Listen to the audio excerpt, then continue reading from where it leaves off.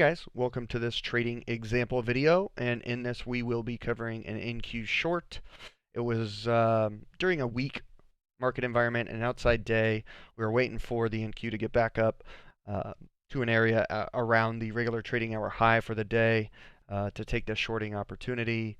Like I said, it was in a weak market environment, so in the overall direction of the bigger trend.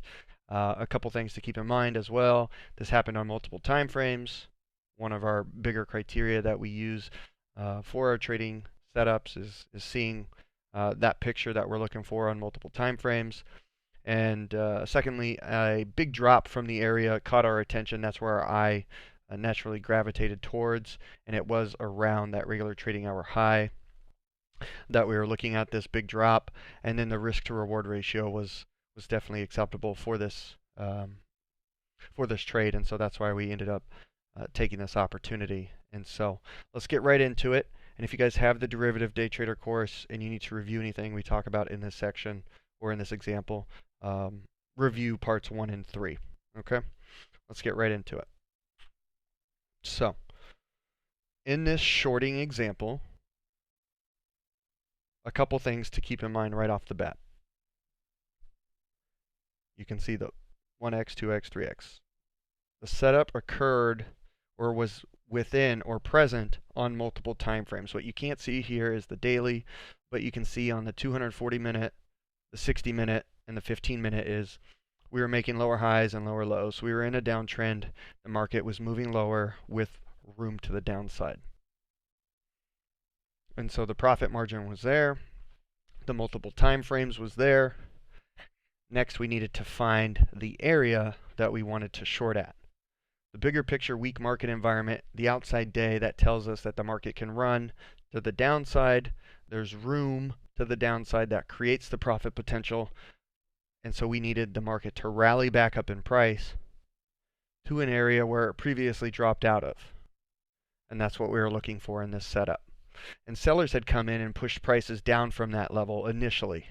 And that was the high for the regular trading hour session for the day. And you can see that here in a couple screenshots or a couple of these charts.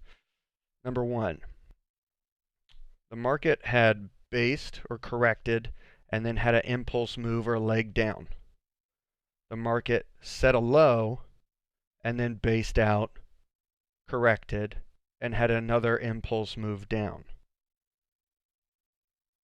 What that did was create an area of old support becoming new resistance. I'm sure you guys have heard of that old adage, that old support becomes new resistance and vice versa. So that's something that caught our attention. This price level in this area between 6,800 to 6,840-ish. You can see on the 60 minute that was clearly defined. 6,840, 6,820, you had the impulse move, you had a little bit of basing, and then another drop out of this area. Now, prices tagged to this area before actually making the leg lower, and this was the regular trading hour open, and this was the high for the regular trading hours before it actually pushed lower and created this new low down at 67.20-ish. Down in here, you can see that. So we saw this on the 15 minute when this formed off of the 60 minute, and we thought, our thought process was, once this low was put in and we saw this big move up, that we were probably going to go test the high for the regular trading hours, at least today or on this day session. The low was held, it wasn't tested. We had this candle come in, buyers stepped in, pushed it up, and then you got the move back up into this area, which was the high for the day. The 6,800, big round number, up to the 6,820 was the actual high for the US session, day session for the NQ. So somewhere in here, there was more sellers than buyers, or a lack of buyers, and that's why prices left this level in a strong fashion. So we have a strong move down. We have multiple time frames. Big picture, it's a weak market environment, so we're looking for a short. The outside day tells us that we can set our profit targets a little further away because the market has the potential to move in a have bigger moves. We were down at the time we took the screenshot, about 120 points, over 1.5% on the day. We were lower at the lows. This was definitely closer to 2% down. But we got that snap back up, that corrective move up after an impulse move down. And in this regular trading hour high area, this is what we were looking for. Now, price could have gotten back up to this 68.20 and taken the high out and still stayed within this 60-minute area between 68.20 to 68.40. But once you drill down and get to a smaller time frame, you can actually see that this was the area where prices reversed out of. Took out all of this corrective move, this basing in here that happened overnight, but couldn't stay above that area. We got to close back below that. And so that creates the price level that we want to look for this short. Couldn't stay above this area, reverses, closes, and then has the extended move down to create the low. This was the low initially right in here, and that got taken out easily, blown through, somewhat got retested almost like this, where old support becomes new resistance, old support becomes new resistance, and you got to further push lower.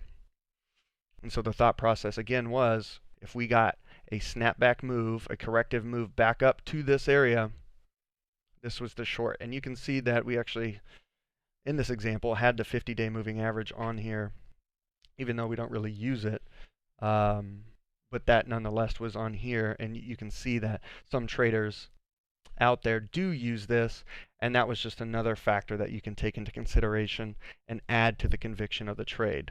Because you know other traders are looking at this, and they're going to fire off shorts based on this itself, not even looking at the regular trading hour high, not even looking at the price action, but just having that there in conjunction with everything else that we're looking at just adds to the validity of our trade, right? So let's revisit this one more time before we go. Big picture, weak market environment, right? Correction, impulse, correction, impulse, lower high, lower low, lower high, lower low. So we're in a downtrend, weak market environment. It's an outside day, so the markets can continue to run, versus an inside day where you're going to see range-bound, choppy type of trading. The outside day are days that you can have runners. It occurred on multiple time frames. We saw the weakness on multiple time frames. That adds to the conviction of the trade. That gives us the green light to find the trade, to take the trade. We also saw that this old support area was becoming new resistance. We saw the regular trading hour high take out some trading that occurred overnight and was in an area that really set the move or continued the move down, the 68.20. And we found that on the 15-minute that this was the area that prices actually reversed from during the period in time, which is the regular trading hours, where the volume is the highest. So you know there's going to be the most participants during that time. And if prices during that time fell off in a strong fashion and got back up to that area, that there was a high probability that we would see the market sell off again from this zone. So hopefully this helps. Again, this is just another example of the trade setups that we look for on a daily basis. They don't all look the same. They're not all the same, and in fact, they're never the same. But if we can use the same criteria, find the pictures that we're looking for, define our risk, make sure we have enough profit potential, that creates our trading setups. And it doesn't matter what market it is. We do it in the NQ, we do it in the ES, gold, crude, stocks, options. It really doesn't matter. Forex. the process is the same. Get to know a market, get to know the characteristics, know when it opens, know when it closes, use price action, candlestick patterns, technical analysis. This is what we do each and every day.